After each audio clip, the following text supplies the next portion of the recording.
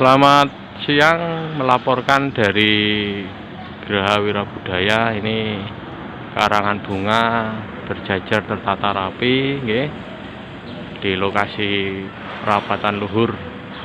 Ini sekitar kurang lebih 1000 karangan bunga nggih. Nah, ini tertata rapi, ini masih terus berdatangan. Karangan bunga datang dari cabang-cabang seluruh PSHT di seluruh Indonesia dan dunia, serta dari perguruan-perguruan pencaksilat di sekitaran Madiun sama pejabat pemerintah.